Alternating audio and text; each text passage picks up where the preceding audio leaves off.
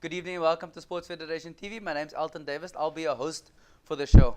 This show is about what makes sport happen within Cape Town, within the Western Cape, and every community around the Western Cape. We talk a range of different codes of sport. As you know, sport has been governed by SASCOC, and there are 73 codes of sport affiliated to the mother body. The Western Cape Provincial Sport Confederation is the provincial body looking after sport within the Western Cape, and who are our partners on the show. Tonight's show, we chat about the Cape Winelands Sports Council, we chat tug of war, and we chat wrestling. The Western Cape Provincial Sport Confederation is divided into 6 different districts, Cape Winelands being one. Last week we featured the Cape Town Sports Council. This week we chat to the chairperson of the Cape Winelands Sports Council, Mr. Lorenzo. Arendse, you well? Yeah, good, Alton. Thank you for having me. It's good to have you. It's been a nice drive through now.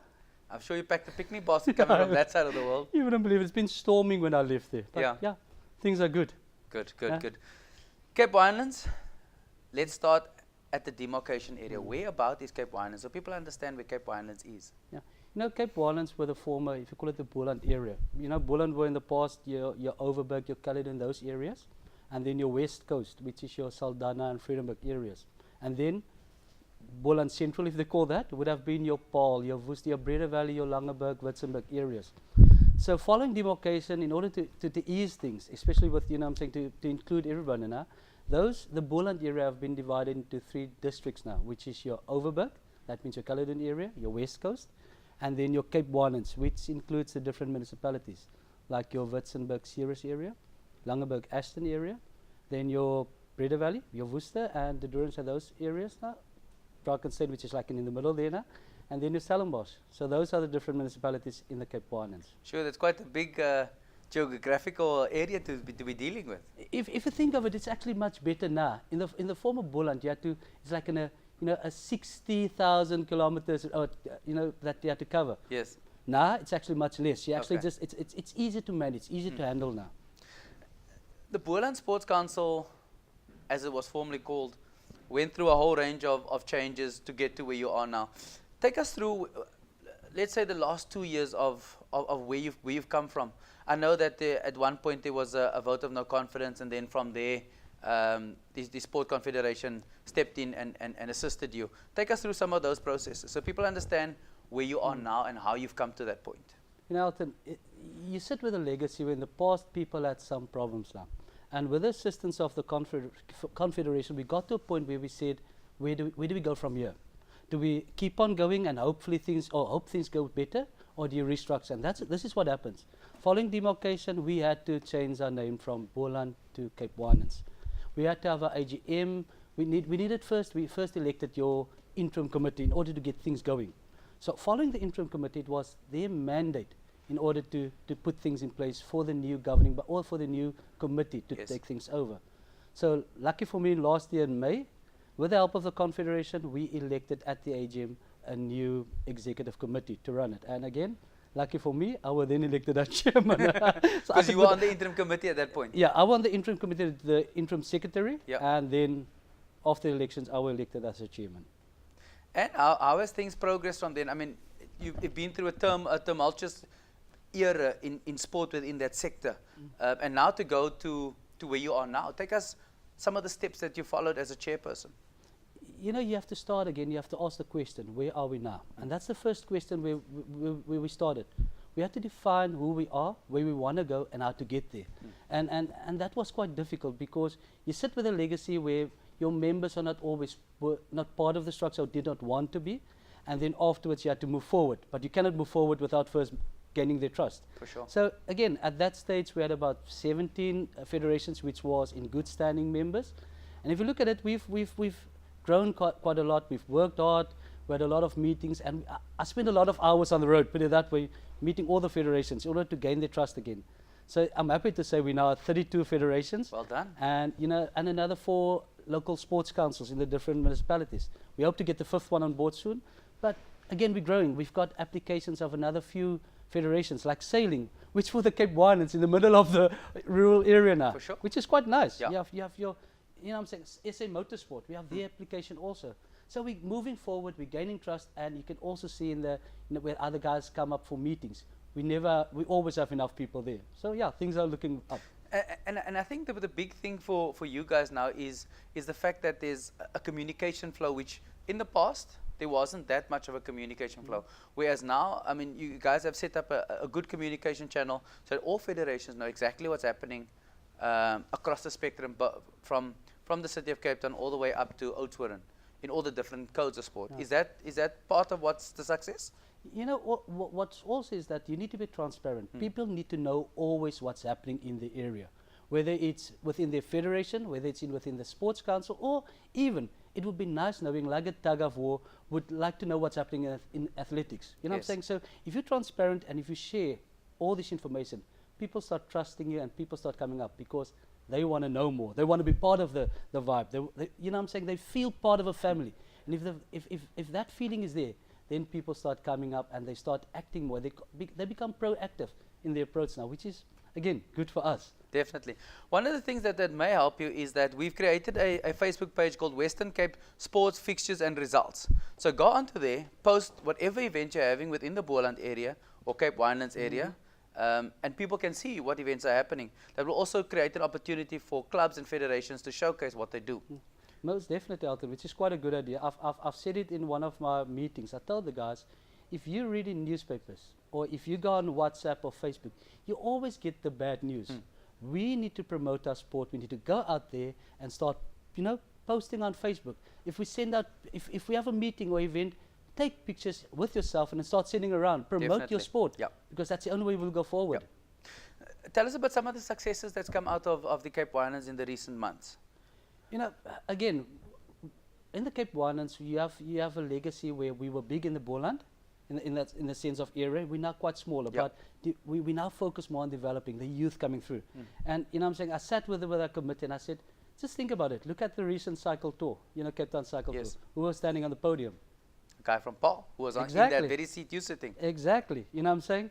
And that's one of the key things. And if you look at where he comes from Paul, from a school if you call it in a community where they need role models like that. Yes. And this is what the benefit is. You have guys like Clint, you have guys, and I've made a list just for the fun, just for me to know also. We have a guy like Kieran Robson, who's fly fishing. You know what I'm saying? He's going to compete in the international, the World Cup of fly fish. And again, coming from the Cape Winelands, that's that. You have, what's the guy, Ashwin Adams, in kickboxing, the champion this side. You know what I'm saying? And you have all these guys. I've received an email, and I have this email in my hand. Abdurazak Leefendal, a youngster from Worcester in baseball, who's going to compete in September in Japan in the International Baseball Fair. And last year went to Mexico. Exactly, which is quite nice. And these youngsters act as role models for the future. And you know, school kids start seeing it, and they want to be like a Clint. And ask the question: who's the captain of the Stormers, the co-captain of the Stormers? Tell us. Tell us. You know, I'll start bragging about Cape Winelands. But if you look at it now, who's the, you know, Cobras, who's the captain? Yeah. You know what I'm saying? Where does he come from? Even a well-renowned sports person like Ernst van Dijk and his coach, they all come from your area. So the talent pool is huge in Cape Winelands. It's how to harness that potential to showcase it. And you guys need to be showcasing it more so people know that come here if you're looking for talent. Yeah, exactly. And if you think of it, Ashwin Peterson, number 2 in the country in surfing, and is a member of the Cape Winelands. Who would ever ask the question? And that's the idea behind the Facebook and all this other stuff. We need to give exposure to our athletes so that people out there can be aware of the talent that we have. Lorenzo, we're chatting to Lorenzo Arendse, the chairperson of the Cape Winelands Sports Council. You can catch our show repeated tomorrow morning at 8 o'clock on channel 263 if you've missed parts of it, or you can catch it on YouTube in the next week or two. Lorenzo, I know that you guys have launched an academy. Tell us a bit about that. How far is it in the pipeline? The academy were opened, or officially opened last year by the minister. We so far have, we need to select about 16 sporting codes. Where is it based? Let's start there. It's based in Daljosafat. You know, Daljosafat Sports Stadium in Paul, but that's basically also the headquarters of Boland Athletics. Yes. So it's based there, and we've decided to start slow. Instead of running through it and not, you know what I'm saying, and making mistakes, with our stakeholders and with all our partners like the university and with DCAS, we started and we selected 6 sporting codes now. That's excluding your famous sports. So we've got table tennis, chess, netball, gymnastics. I think I've missed one now, but we've got those sporting codes. So they're part of the first mixed, and we'll also move over to the martial arts, like your kickboxing, your karate, and your judo. We'll also incorporate them in future. We hope to have basketball also there. So that's the idea, to get all up and going by end of April, beginning May. Then we'll have all the other sporting codes. Okay. What's the function of this academy? What's the offering of the academy? And how does one get selected to be part of the academy? I'm saying it focuses on the skills in the Cape Winelands. And again, that's the luxury. Sometimes the youth coming out of school or in schools that do not have the support. With your scientists and with university support and all this other stuff, and with your elite coaches helping them. They have a teacher helping them, which is good, and those guys are sacrificing a lot for school kids, but they need further help. And the idea is that federations identify these talent on school level and bring them up in the academy system and assist them with the help of universities and with elite coaches to go to the higher level. And that's what we're hoping to do, to get the second Clint. For those guys. Oh, that's the sport federation I forgot. Cycling. Which is one of our biggest now. And cycling's huge in Paul. I mean, you've got the track, you've got a huge talent pool, you've got Rad Sport, and you've got one or two other clubs there who have grown cycling phenomenally in the Cape Winelands. For those of you who don't know, the Department of Culture, Affairs and Sport, in partnership with the Western Cape Provincial Sport Confederation and the District Sports Councils, have embarked on a process of creating academies across the Western Cape. So there's one in Oudtshoorn, there's one in the West Coast. Cape Winelands is busy, has opened their one. Next one will be Overberg, and then we'll move to Central Karoo, and then Metro last. And this is a district academy. From there, those who are selected and who perform well will get supported through the Western Cape Academy called WEXA, which is the next level, which is the step below the OPEX athletes, who are those guys who get paid by SASCOC, like the Ernst van Dijk and those guys. Are these people at these academies paid full-time, or are they volunteer coaches? How does it work? These are all volunteer coaches. They get paid not paid, but they get reimbursed a stipend, for like fuel to get there. Yes. But it's all voluntary, and if you look at it, a guy like Albert Coulson in cycling was the Western Cape Coach of the Year. I'm saying these guys are part of it, and they have expertise that they gained over the few years. Yes. And with the help of the universities, they actually can assist youngsters coming up with not only knowledge, but I'm saying with diet and those kind of stuff, to assist them in also to grow in the sport that they love.